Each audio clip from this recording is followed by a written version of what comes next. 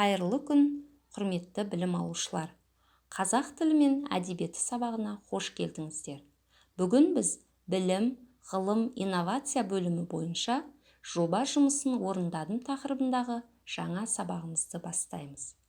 Бүгінгі сабағымызда сіздер мәтін тақырыбы, тірек сөздер, иллюстрациялар арқылы көтерілген мәселені болжайсыздар.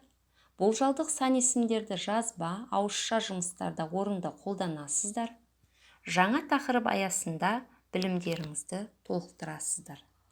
Сабақтың оқу мақсатына негізделген бағалау критерийі. Мәтін тақырыбы, тірек сөздер, иллюстрациялар арқылы көтерілген мәселені болжайды. Болжалдық сан есімдерді жазба, ауызша жұмыстарда орынды қолданады. Балалар, мына суреттерден сіздер не байқадыңыздар? Иә, балалар, бұл Нұр-Сұлтан қаласындағы Ақорданың, Бәйтеректің, Экспо көрмесінің және де өзіміз тұрып жатқан үйіміздің макеттері. Міне балалар, осының барлығы адамның жеке қызығушылығынан туған жобалар. Жоба дегеніміз не екен? Жоба дегеніміз бұл есептеулер, жоспар, сызбалар, ой мәтінінің жиынтығы болып табылады. Жоба өз бетімен, жеке немесе топпен орындалатын жұмыс. Жоба жаңа қолданысқа ыңғайлы, бәсекеге қабілетті бұйым жасап шығаруға бағытталған. Жобаның міндеттері: жұмысқа деген шығармашылық және эмоциялық қарым-қатынастарды қалыптастыру, жаңа ақпаратты қабылдау және талдау қасиеттерін кеңейту, шығармашылық жобаны қорғау барысында іскерлік, еңбексүйгіштік, ізденімпаздық, кеңістік, қиял тапқырлық қасиеттерін дамыту. Жоба таңдауда жеке қызығушылық, бұйым жасау мүмкіндігі, шығармашылық дербестілік, көп еңбек ету талап етіледі екен. Балалар, үйренген білімдеріңізді негізге ала отырып, орындалатын өзіндік жұмыс жоба деп аталады екен. Міне балалар, біз тапсырма орындау барысында жоба тақырыбында тереңірек сөз қозғайтын боламыз. Олай болса балалар, тәжірибелік кезеңнің негізгі бөлімі бірінші тапсырмаға назар аударайық. Мәтін тақырыбы, тірек сөздер, иллюстрациялар арқылы көтерілген мәселені болжаңыздар. Мәтін менің болашақ үйім. Болашақ үйімнің сызбасын 10 шақты күнде өзім жасадым. Ағаштан салынатын 2 қабатты үлкен үйдің терезелері тауға қарайды.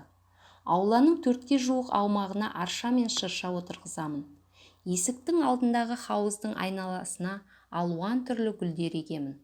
Аулаға 5-6 аңның, құстың мүсіндерін орналастырамын. Қақпаның 2 жағына мәжнүн талын егемін.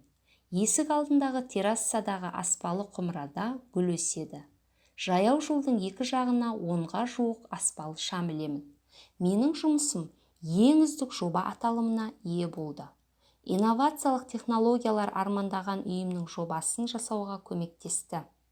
Ал мен оны әлі де терең игеруді қалаймын. Тірек сөздер. Үйімнің сызбасы ағаштан үлкен үй, аула, хауыз, гүлдер, аң, құс, террасса, аспалы шам, инновациялық технология, терең игеру. Дескриптор. Мәтінді мұқият оқиды, тірек сөздер арқылы көтерілген мәселені болжайды. Енді балалар, дұрыс жауапқа назар аударыңыздар.